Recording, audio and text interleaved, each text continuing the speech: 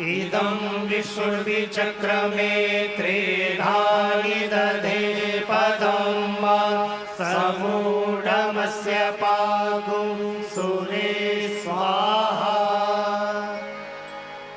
योऽन्ता प्रविश्य मम वाचमिमां प्रक्षोभतां सञ्जीवयत् किल शक्तिधरस्वधाम्ना अन्यास्तहस्तचरणश्रवणत्वगादीन् प्राणान् नमो भगवते पुरुषाय तुभ्यम्। ध्यानार्थे अक्षतपुष्पाणि समर्पयामि। श्रीकृष्णचन्द्राय नमः। हरिः ओं। नारायणं नमस्कृत्य नरं चैव नरोत्तमं देवीं सरस्वतीं व्यासं ततो जयमुदीरये। ध्यानार्थे अक्षतपुष्पाणि समर्पयामि। श्रीपुराणपुरुषोत्तमाय नमः। हरिः ओं। गन्धद्वारां दुरादर्शां नित्यपुष्टां करीषणीं ईश्वरीं सर्वभूतानां तामिहोपहवे श्रियं।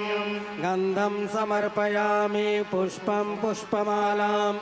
ओमोकधी प्रतिमोदध्वं पुष्पवती प्रसूवरी अस्वा इव सजितवरीभिरुदा पारयिष्णवः। पुष्पं पुष्पमालां समर्पयामि। श्रीपुराणपुरुषोत्तमाय नमः। हरिः ओं। श्रीशैलेशदयापात्रं धीभक्त्यादिगुणार्णवं यतीन्द्रप्रवणं वन्दे रम्यजामातरं मुनिं। लक्ष्मीनाथसमारम्भां नाथयामुनमध्यमाम् अस्मदाचार्यपर्यन्तां वन्दे गुरुपरम्पराम्। यो नित्यमच्युतपदाम्बुजयुग्मरुग्मव्यामोहतः तृणाय मेने अस्मद्गुरोर्भगवतो सदयैकसिन्धो रामानुजस्य चरणौ शरणं प्रपद्ये। मातापिता युवतयस्तनया विभूति सर्वं यदेव नियमेन वदन्वयानाम्। आद्यस्य नाकुलपतेर्वकुलाभिरामं श्रीमद्तदङ्घ्रियुगलं प्रणमामि मूर्ध्ना। भूतं सरश्च महदाभयभट्टनाथ श्रीभक्तिसारकुलशेखरयोगिवाहान् भक्ताङ्गिरेणुपरकालयतीन्द्रमिश्रान् श्रीमत्पराङ्कुशमुनिं प्रणतोऽस्मि नित्यम्। गुरुमुखमनदीत्या प्राहवेदानशेषान् नरपतिपरिकृष्टं शुल्कमादातु कामः। स्वसुरममरवन्द्यं रङ्गनाथस्य साक्षात् द्विजकुलतिलकं तं विष्णुचित्तं नमामि। अस्मदीयपरमाचार्यान् गुरून् श्रीमल्लक्ष्मणयोगिपुङ्गवमहापूर्णो मुनिं यामुनं रामं पद्मविलोचनं मुनिवरं नाथं सखद्वेषिणं सेनेशं श्रियमिन्दिरासहचरं नारायणं संश्रये। वेदान्तदेशिककटाक्षविवेकबोधं कान्तोपयन्तयमिना करुणैकपात्रम् वत्सान्नवायमनवद्यगुणैरुपेतं भक्त्या भजामि परवादिभयङ्करार्यम्। साण्डिल्याभयवंशवारिदविदुं श्रीकोशलेशार्चकम्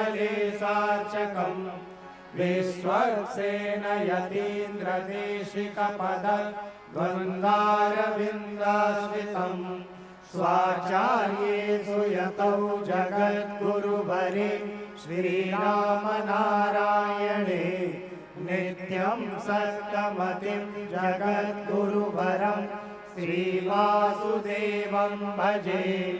श्रीमत्कश्यपगोत्रलब्धजनुषं विद्याविभूषोन्नतम् साक्षास्त्राणवपारगामि विदुषां मान्यं मनोज्ञश्रियम् स्वाचार्ये च जगद्गुरौ बुधवरे श्रीवासुदेवे रतं वन्दे वन्दजगद्गुरुं मुनिवरं श्रीराघवार्यं गुरुं श्रीमते रम्यजामात्रमुनीन्द्राय महात्मने श्रीरङ्गवासले भूयान् नित्यश्रीनित्यमङ्गलम् मङ्गलं यतिराजाय श्रीभाष्यामृतदायने सौलभ्यपरिपूर्णाय महापूर्णाय मङ्गलम् मङ्गलं गुरुवर्याय मङ्गलं गुणसिन्धवे वादिभीतिकरार्याय नित्यश्रीनित्यमङ्गलम् जयत्यतिराज फणिराजवतारमणि प्रबलपाशञ्जतमो हरणभानो विजयी भव विजयी भव विजयी भव।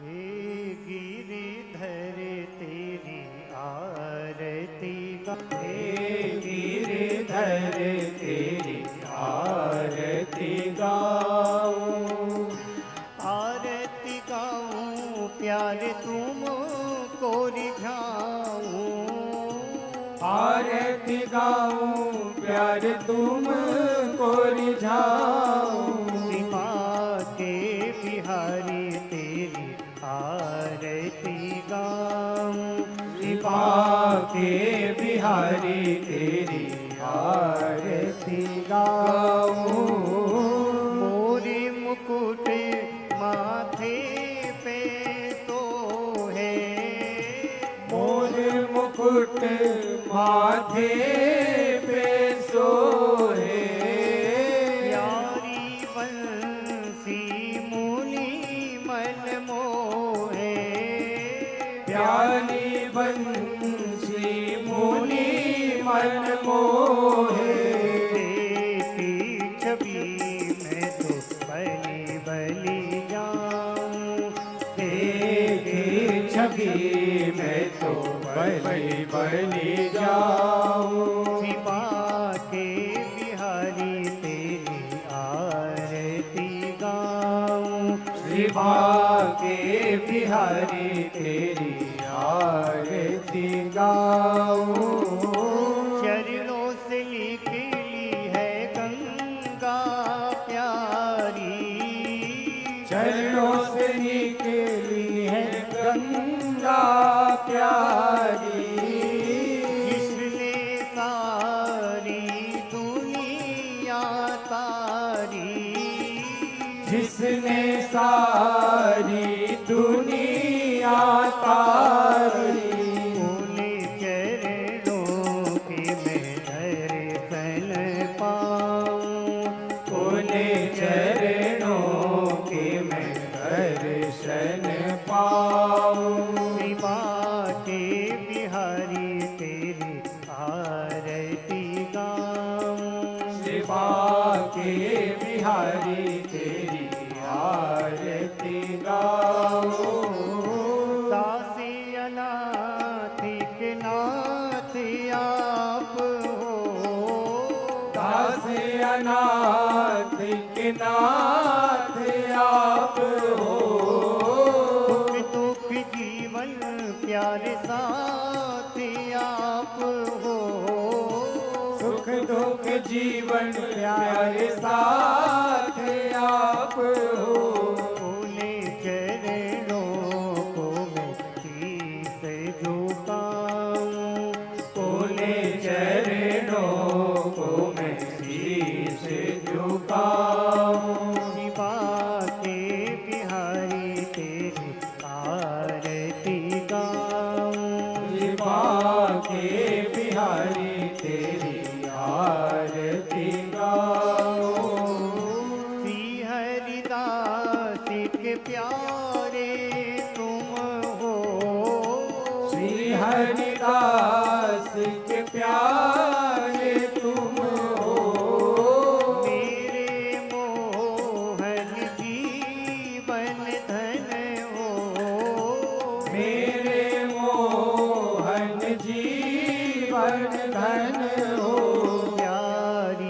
छवि तेरी मन में बसाऊं, प्यारी छवि तेरी मन में बसाऊं, शिवा के बिहारी तेरी आरती गाऊं, शिवा के बिहारी तेरी आरती गाऊं, श्याम सुंदर तेरी आरती गाऊं, श्याम सुंदर तेरी आरती गाऊं। आरार्तिक्यं समर्पयामि जलेन शीतलीकरणम्, आरार्तिक्यग्रहणं पुष्पै देवाभिवन्दनम्। हरि ओम्। यज्ञेन यज्ञमयजन्त देवास्तानि धर्माणि प्रथमान्यासन्न, तेहनाकं महिमानः सचन्त यत्र पूर्वे साध्याः सन्ति देवाः।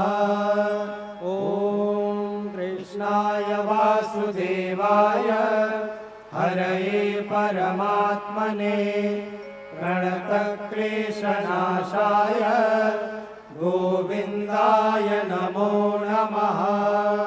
मन्त्रपुष्पाञ्जलिं समर्पयामि श्रीपुराणपुरुषोत्तमाय नमः, श्रीकृष्णचन्द्राय नमः। बोले वृंदावन बिहारी लाल की जय। श्री कृष्णचंद्र भगवान की जय। श्री अयोध्यानाथ भगवान की जय। श्रीमद् भागवत ज्ञान महायज्ञ की जय। गंगा मैया की जय। सत्य सनातन वैदिक धर्म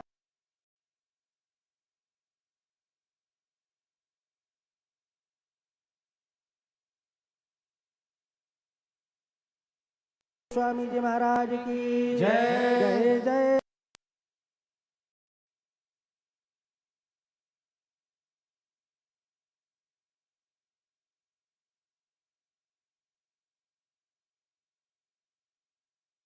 सादर जय सिया राम, जय श्री राधे।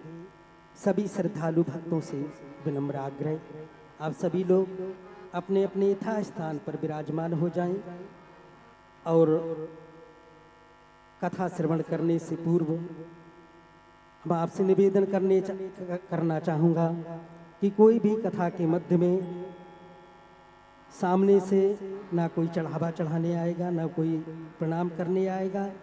आप सभी लोग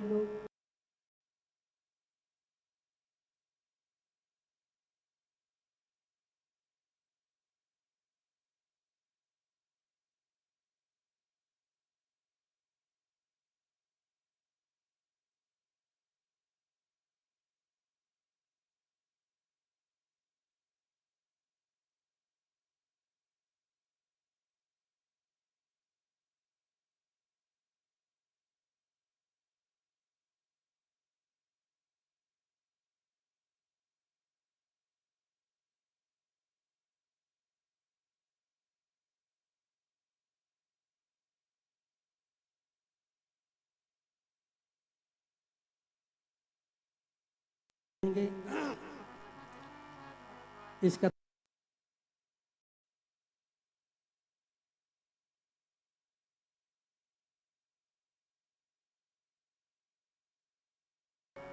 कई महीनों की प्रतीक्षा के बाद आज इनका मनोरथ ये सिद्ध होता है। ये अपने पूर्वजों के निमित्त ये पावन कथा श्रवण करा रहे हैं। इनके व्यास से हम सब लोग हरिद्वार के परमार्थ आश्रम में एकत्र हुए हैं और ये कथा का लाभ हम सबको प्राप्त होगा। धन्यवाद के पात्र हैं आप सभी लोग जो इस कथा में पधारे हैं और इस कथा का आयोजन करने वाले आप भी धन्यवाद के पात्र हैं। और मैं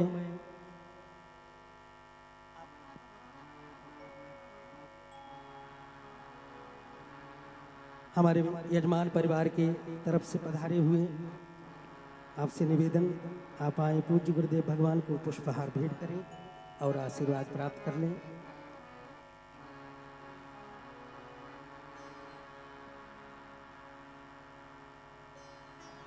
एक माला और।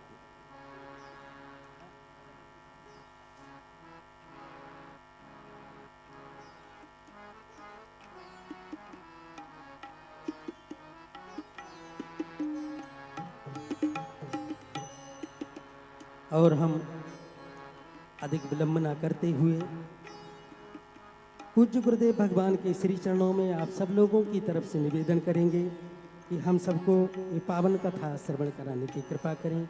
पूज्य श्री स्वामी जी महाराज और आप सभी लोग कृपया अपने अपने स्थान पर अब विराजमान हो जाएं। बड़े शांति से धैर्य से ये कथा को श्रवण करेंगे तो जीवन मंगल होगा। इसलिए आप सबसे निवेदन, कृपया अपने अपने स्थान पर विराजमान हो। जय श्री राम।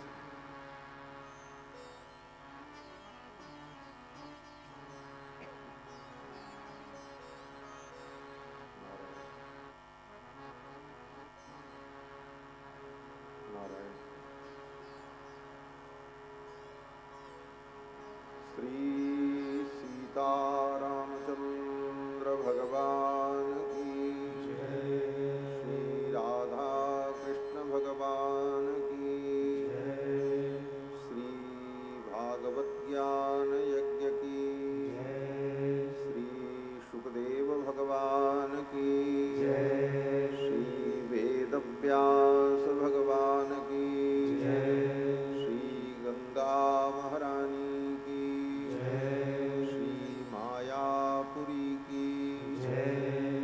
संतन की जय। सब भक्तन की जय। श्री भाष्यकार रामानुज स्वामी जी महाराज की जय। सत्य सनातन धर्म की जय। जय जय सीताराम।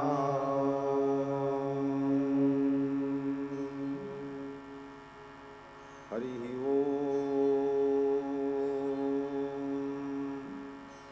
तच्छंजोरावृणीमहे गातुं यज्ञाय गातुं यज्ञपतये दैवी स्वस्तिरस्तु नः स्वस्तिर्मानुषेभ्यः ऊर्ध्वं जिगातु भेषजं शन्नो अस्ति द्विपदे चतुष्पदे विश्वानि देव सवितर्दुरितानि पराशुभ यद्भद्रं तन्न आशुभ सच्चिदानन्दरूपाय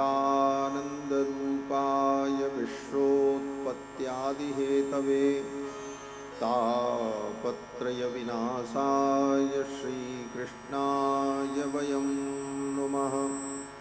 वसुदेवसुतं देवं कंसचाणूरमर्दनं देवकी परमानन्दं कृष्णं वन्दे जगद्गुरुं। कृष्णाय वासुदेवाय हरये परमात्मने प्रणतक्लेशनाशाय गोविन्दाय नमो नमः। जन्माद्यस्य यतोऽन्वयादितरतश्चार्थेष्वभिज्ञस्वराट् तेने ब्रह्महृदाय आदिकवये मुह्यन्ति यत्सूरयः।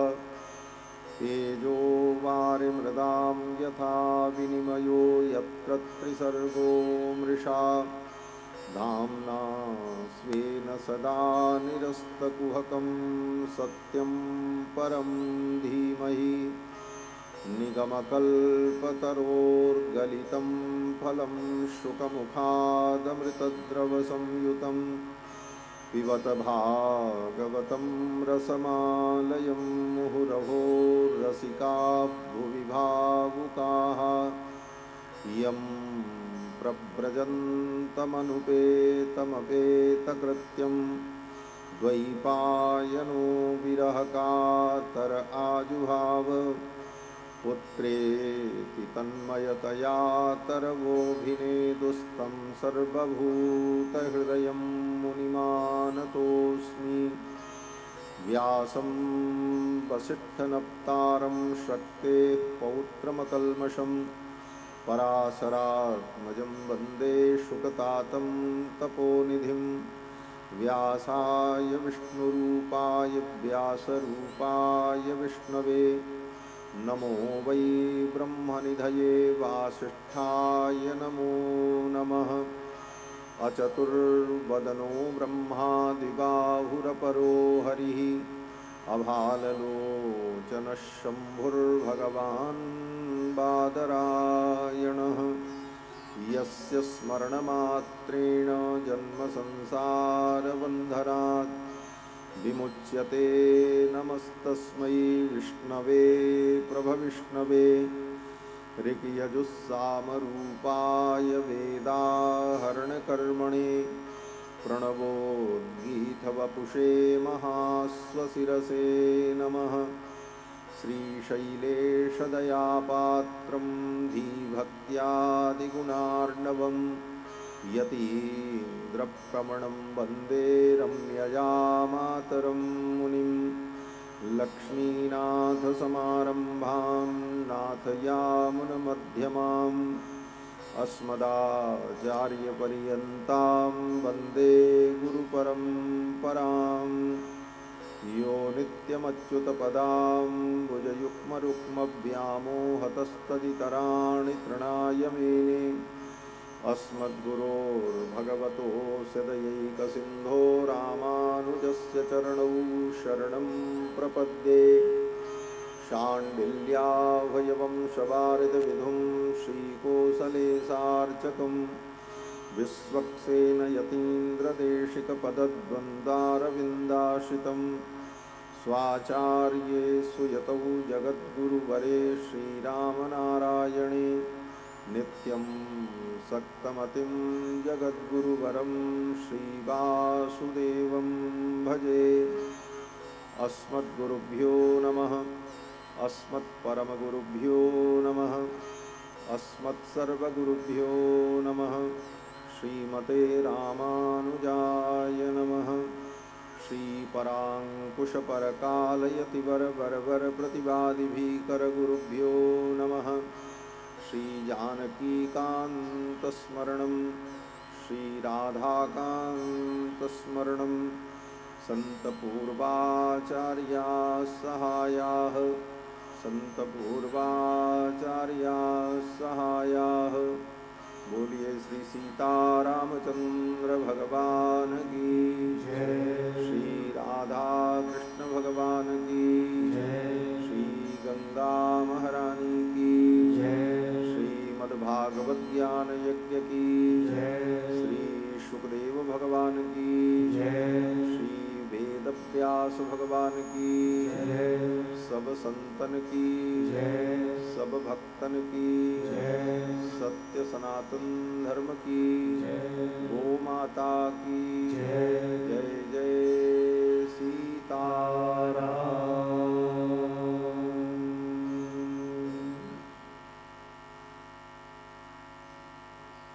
भगवान लीला पुरुषोत्तम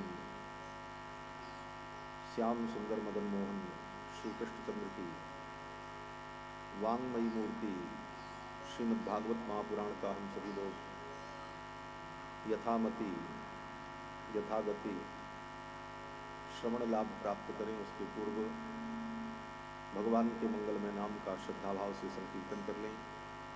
पश्चात भगवान की पावन चर्चा श्रवण करेंगे। श्रीमन्नारायण नारायण नारायण श्रीमन्नारायण नारायण नारायण श्रीमन्नारायण नारायण नारायण श्रीमन्नारायण नारायण नारायण श्रीमन्नारायण नारायण नारायण श्रीमन्नारायण नारायण नारायण लक्ष्मी नारायण नारायण नारायण लक्ष्मी नारायण नारायण नारायण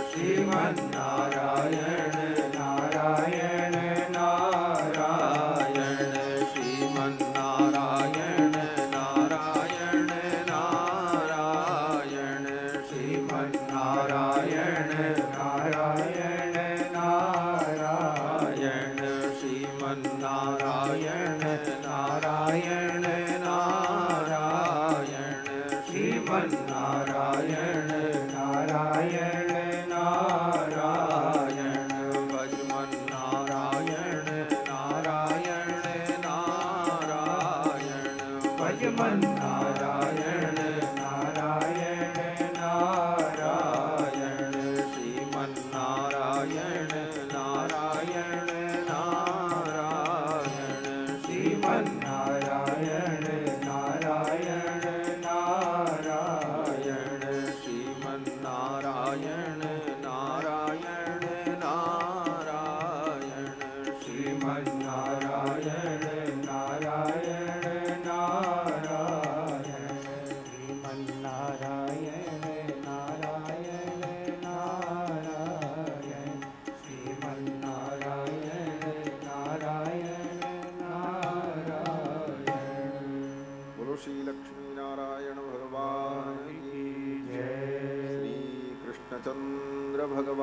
भगवान की जय। श्री भागवत भगवान की जय। श्री सुखदेव जी महाराज की जय। श्री गंगा महारानी की जय। जय जय सीताराम।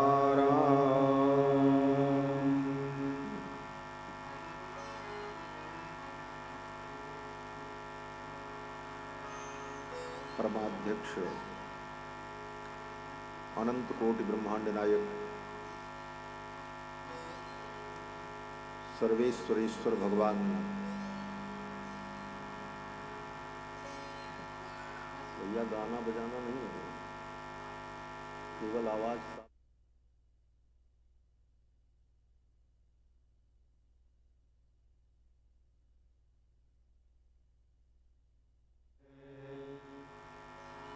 परमाध्यक्ष अनंत कोटि ब्रह्मांड नायक सर्वेश्वरेश्वर भगवान पुराण पुरुषोत्तम श्याम सुंदर मदन मोहन श्री कृष्णचंद्र, जिनकी वांगमयी मूर्ति श्रीमद् भागवत महापुराण, जिस पुराण में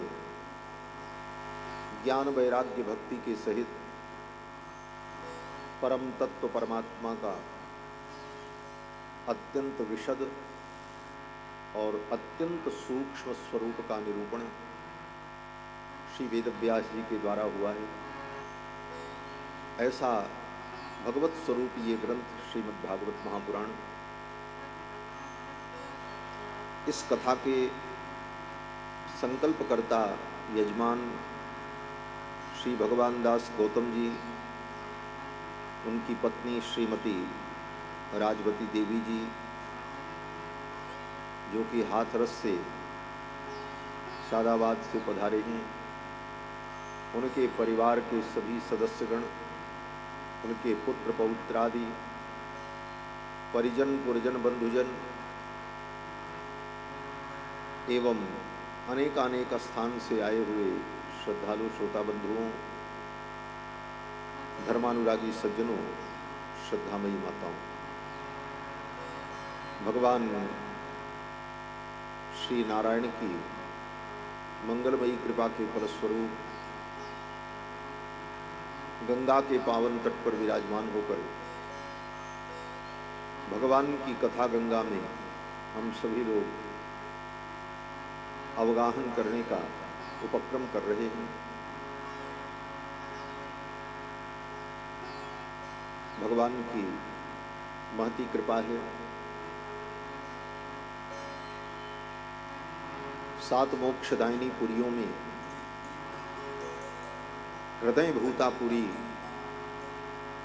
हरिद्वार में मायापुरी में विराजमान होकर हम सभी लोग 7 दिनों तक श्रीमद् भागवत महापुराण की पावन चर्चा श्रवण करेंगे। 7 मोक्षदायिनी पुरियों में ये मायापुरी हरिद्वार भगवान का हृदय है।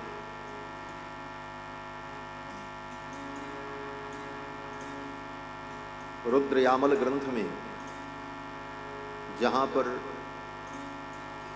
इन मोक्षदायिनी पुरियों का वर्णन किया, वहां पर वेदव्यास जी को भगवान शंकर भगवती पार्वती को बताते हैं, देवी 7 मोक्षदायिनी पुरियों में जो उज्जैन है वो भगवान के चरणों में विराजमान है। विष्णोर्पाद अवंतिका गुणमयी मध्य च कांचीपुरी। 7 मोक्षदायिनी पुरियों में जो कांचीपुरी है वो भगवान के कमर में प्रतिष्ठित है। नाभिम द्वारवतीम, द्वारकापुरी भगवान की नाभि में प्रतिष्ठित है। और हृदयम मायापुरी पुण्यदा, ये मायापुरी हरिद्वार ये भगवान के हृदय में विराजमान। ग्रीवा मूल मुदाहरंति मथुरा नासाम च वाराणसी। मथुरापुरी भगवान के कंठ में विराजमान। काशी भगवान की नासिका में प्रतिष्ठित है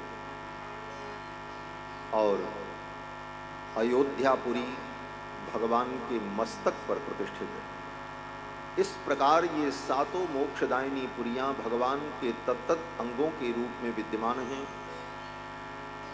ये मायापुरी हरिद्वार ये भगवान का मानो हृदय है। भगवान के हृदय प्रदेश में बैठकर भगवान की मंगलमयी कथा का हम अनुसंधान करें, इससे बड़ा सौभाग्य और क्या हो सकता है। और गंगा का ये पावन तट, कलकल प्रवाहिनी गंगा का अविरल स्वरूप का दिव्य दर्शन और साथ में भगवान की कथा गंगा में अपने मन को चित्त को स्नान कराने का ये सौभाग्य अनेक जन्मों के पुण्य के परिणाम स्वरूप प्राप्त होता है। गंगा हमारे तन को पवित्र कर देती है, तो गंगा में स्नान करके आप लोग प्रतिदिन अपने तन को पवित्र करो और गंगा के ही तट पर भगवान की कथा गंगा में अपने मन को स्नान करा करके अपने मन को पवित्र करो। तन मन दोनों पवित्र हो तभी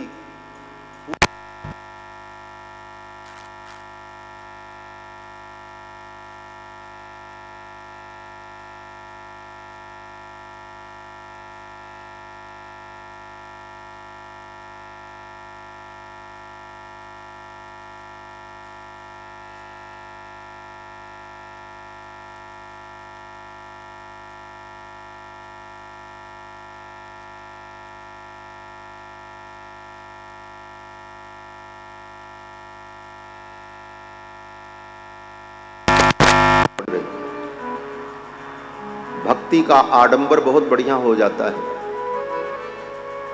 भक्ति का प्रदर्शन बहुत ज्यादा होता है।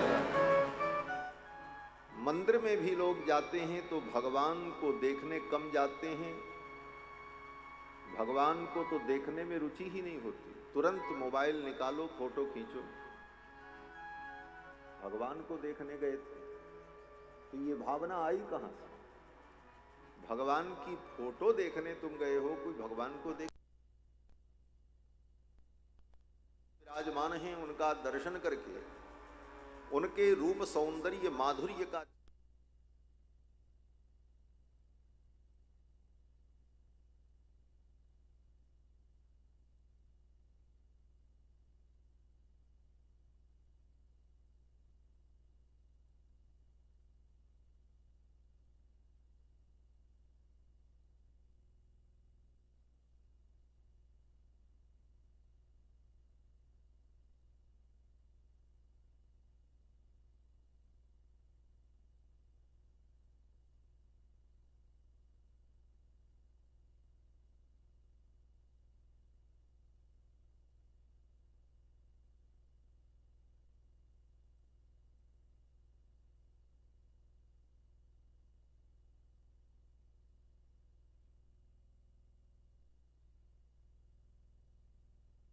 लेते हैं,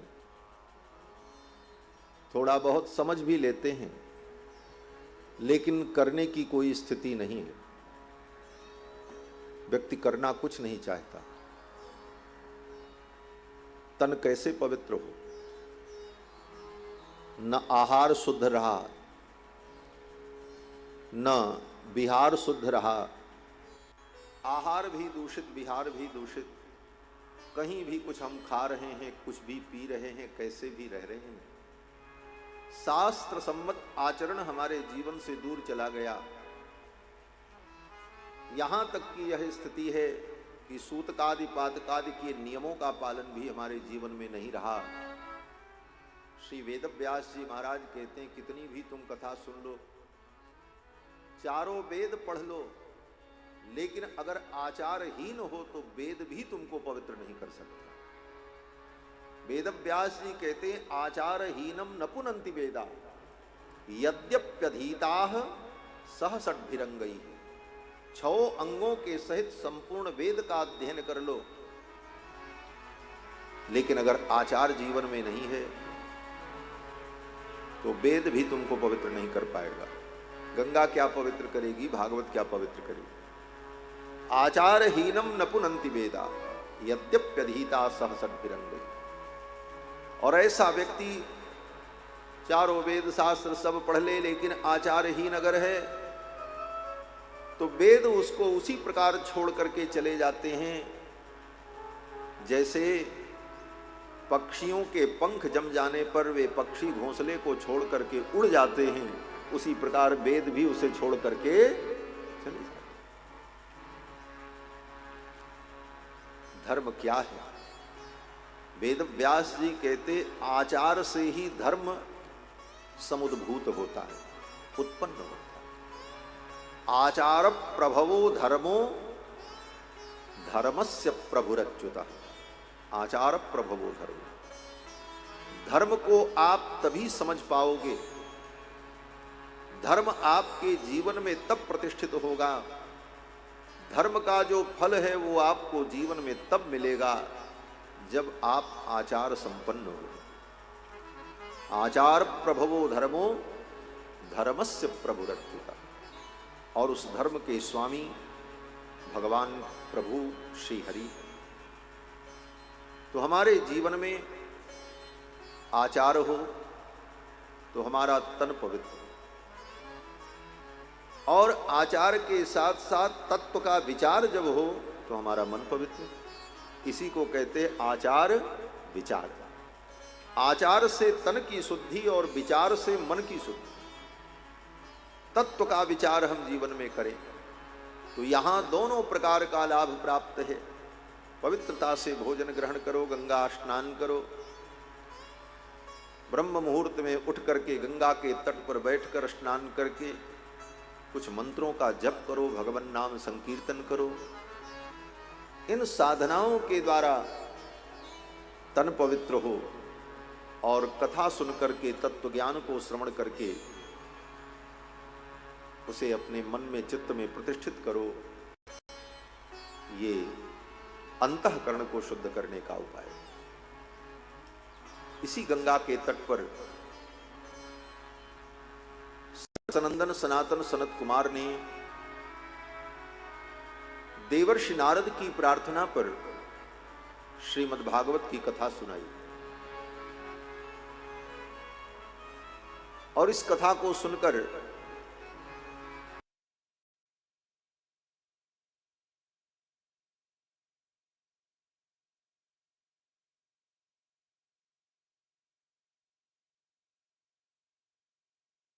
लगे।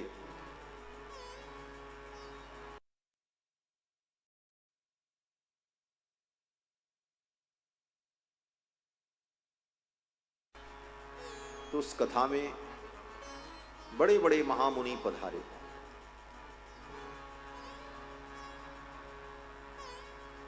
और कथा के अंत में जब संकीर्तन हुआ तो स्वयं भगवान पुराण पुरुषोत्तम श्री कृष्णचंद्र पधारे और भक्तों ने भगवान का दर्शन प्राप्त किया। यह वही पावन भूमि हरिद्वार की भूमि है जहाँ पर इस कथा को सुनकर के ज्ञान वैराग्य भक्ति तीनों स्वस्थ हो गए। हम सभी लोग सौभाग्यशाली हैं कि गंगा के पावन तट पर पवित्र वैशाख मास में श्रीमद् भागवत महापुराण की कथा सुनने और सुनाने का उपक्रम करने जा रहे हैं। कलयुग के 30 वर्ष बीत जाने के बाद वो द्वापर युग के बाद कलयुग का 30 वर्ष बीत गया था। तब ब्रह्मा जी के पुत्र सनक सनंदन सनातन सनत कुमार ने यहाँ पर गंगा के तट पर भागवत कथा सुनाई थी। श्री वेदव्यास जी ने पद्म पुराण में श्रीमद् भागवत महापुराण के महात्म्य का वर्णन किया है। इसकी महिमा क्या है? ये मनुष्य का स्वभाव है कि बिना प्रयोजन के मनुष्य किसी कार्य में प्रवृत्त नहीं होता। एक ये सिद्धांत है, सामान्य सिद्धांत है। प्रयोजन मनुद्देश्य न मंदोपि प्रवर्तते। बिना प्रयोजन के मंद से मंद प्राणी भी किसी कार्य में प्रवृत्त नहीं होता। किसी भी कार्य में किसी की प्रवृत्ति के लिए पहले प्रयोजन उसे जना बताना पड़ता है। आपसे कोई कहे कि आप जाओ, वहां जाकर के खड़े हो जाओ,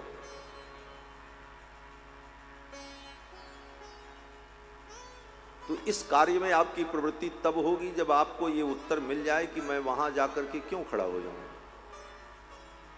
कोई कारण तो हो। प्रयोजन मनुद्देश्य मंदोपि न प्रवर्तते।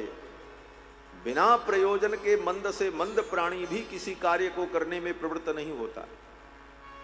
हम आप 7 दिनों तक इस भागवत की कथा को सुने, क्यों सुने?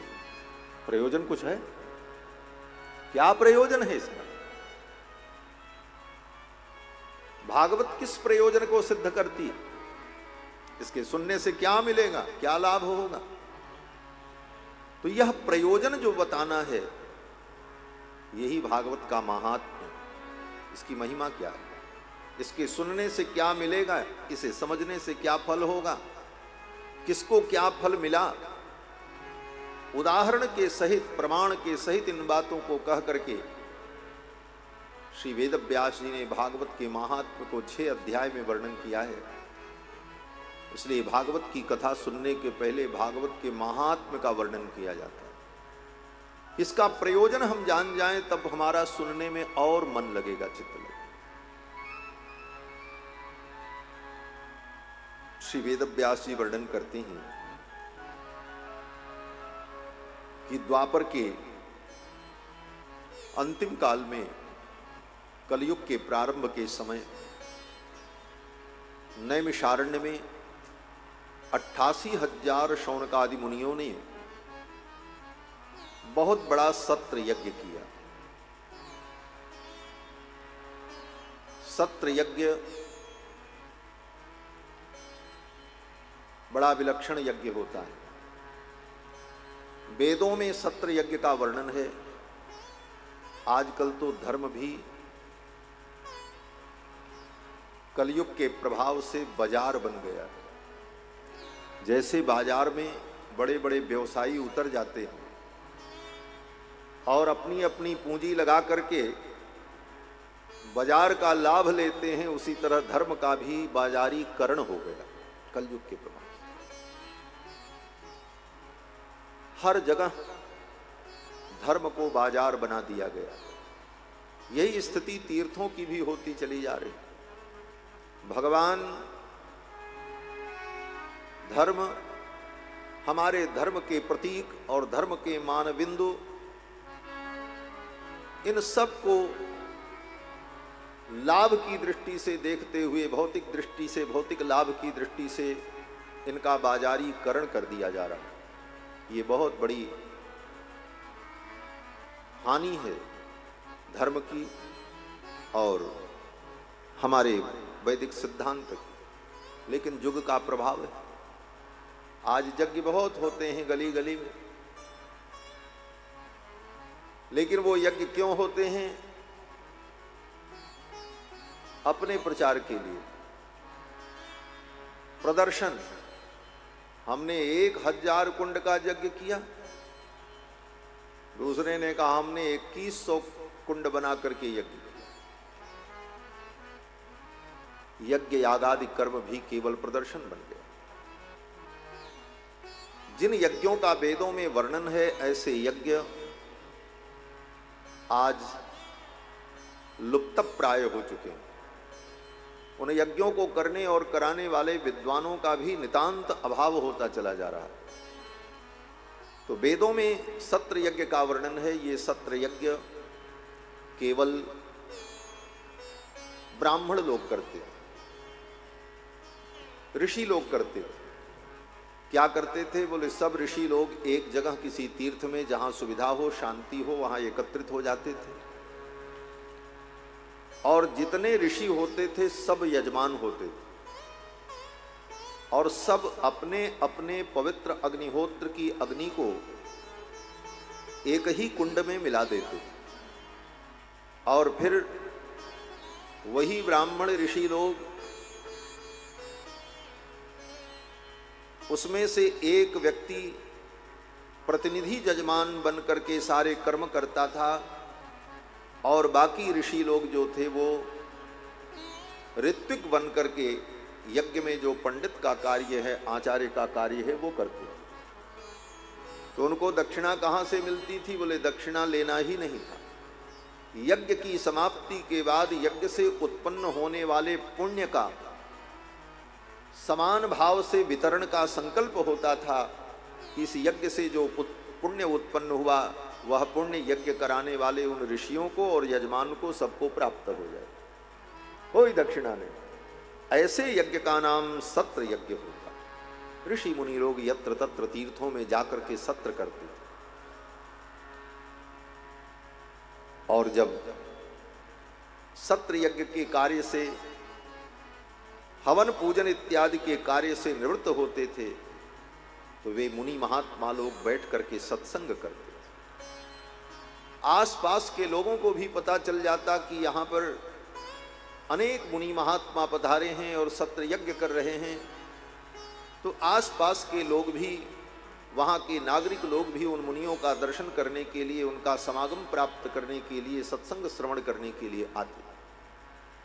तो यज्ञ में, उन सत्र यज्ञों में हवन इत्यादि करने के बाद, याज्ञिक क्रियाओं को संपन्न करने के बाद मुनियों का सत्संग होता था।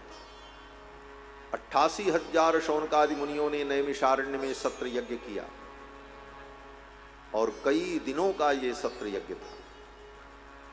जब प्रातर्हुतहुताग्नयः, प्रातः काल हवन इत्यादि कर्म से निवृत्त होने के बाद सब मुनि महात्मा बैठ जाते और पुराणों के परम विद्वान श्री सूत जी महाराज, जो पौराणिक हैं, भगवान के अनेकानेक चरित्र, अनेक कल्पों की कथा जिनको स्मरण है, ऐसे सूत जी महाराज से प्रश्न करते और सूत जी महाराज उन मुनियों को उत्तर देते हुए भगवान की कथा सुनते। आचार विचार यज्ञ यागादि कर्म के द्वारा वे ऋषि मुनि लोग अपने तन को शुद्ध करते और तत्व चिंतन करते हुए वो अपने मन को शुद्ध। ऐसा विलक्षण यज्ञ नैमिषारण्य की पावन धरती पर 88,000 शौनकादि महर्षि कर रहे थे। उसी यज्ञ में श्री सूत जी महाराज पधारे। सूत जी महाराज को उत्तम आसन पर विराजमान किया और महर्षियों ने उनका पूजन किया और कहा, महाराज आप कृपा करके हमें भगवान की कथा सुनाओ। नैमिषे सूतमासीनम अभिवाद्य महामतिम कथामृत रसास्वाद कुशलः शौनको ब्रवीत। महामती सूत जी महाराज को आसन पर विराजमान करके मुनियों ने पूजन किया। भगवान की कथा का रसास्वादन करने में कुशल महर्षि शौनक ने सूत जी से प्रश्न किया। शौनक जी ने पूछा कि हे भगवान, आप कृपा करके ऐसी कथा सुनाओ जो मेरे कानों के माध्यम से मेरे हृदय में जाए और रसायन का काम करे। सूताख्या ही कथा सारम मम कर्ण रसायनम। ऐसी कथा हो जो कानों के माध्यम से हृदय में जाए और रसायन का काम करे। रसायन माने औषधि, औषधि को ही रसायन कहते हैं। ये कथा भी ऐसा रसायन है, ऐसी औषधि है जो हमारे रोग को दूर करती है। कौन सा रोग? बोले भव रोग। ये भव रोग क्या है? इसमें क्या समस्या होती? बोले ये संसार ही रोग है। भव माने संसार, और इस संसार में हमारी जो आसक्ति है यही भव रोग है। और ये रोग निवृत्त नहीं हुआ तो जीव सुखी नहीं हो सकता। संसार की आसक्ति समाप्त हो जाए, यही इन सारे ज्ञान विज्ञान का परम उद्देश्य है। और इस उद्देश्य की ओर हम नहीं बढ़ना चाहते। हम केवल धर्म कर्मों को भौतिक वस्तुओं की प्राप्ति का साधन मात्र मान लेते हैं। ये कर लें तो ये मिल जाएगा, ये कर लें तो ये मिल जाएगा। लेकिन वस्तुतः धर्म और तत्व ज्ञान जो है ये भव रोग की निवृत्ति के लिए है। संसार में जो हमारी आसक्ति है यह आसक्ति समाप्त। एक तरफ शास्त्र आसक्ति को समाप्त करने की बात करता है और दूसरी तरफ शास्त्र का आश्रय लेकर के हम लोग भगवान से दिन भर यही मांगते रहते, महाराज हमारा ये बना रहे, हमारा ये बना रहे, संसार में सबसे हमारा प्रेम बना रहे, नाती पोता से हमारा प्रेम बना रहे। बोले ये सब आसक्ति है। आसक्ति की जब तक निवृत्ति नहीं होगी तब तक जीव का भव बंधन छूट नहीं सकता। आसक्ति की निवृत्ति कैसे हो इसका प्रयत्न करना चाहिए। ये भवरोग कैसे छूटे, इसीलिए शौनक जी ने कहा सूताख्या ही कथा सारम मम कर्ण रसायनम। ऐसी कथा सुनाओ जो मेरे कानों के माध्यम से हृदय में जाए और रसायन का काम करे और भव रोग को निवृत्त करे। भक्ति ज्ञान विरागाप्तो विवेको वर्धते महान। भक्ति ज्ञान वैराग्य की वृद्धि हो और विवेक की प्राप्ति हो, माया मोह का निराश हो जाए। और इस घोर कलयुग में जो प्राणी आसुर स्वभाव के हो गए हैं, आसुरी वृत्ति के हो गए हैं, ऐसे लोगों की शुद्धि कैसे हो इसका उपाय आप बताओ। कलयुग के प्रभाव से जो हमारा विचार, हमारे संस्कार, हमारी प्रवृत्ति बिगड़ गई, ये ठीक कैसे हो। शौनक जी कहते हैं क्लेशाक्रांतस्य तस्यैव शोधने किम परायणम। ऐसे प्राणियों की शुद्धि कैसे हो कलयुग में, इसका क्या उपाय है, ये कृपा करके आप बताओ। और इसके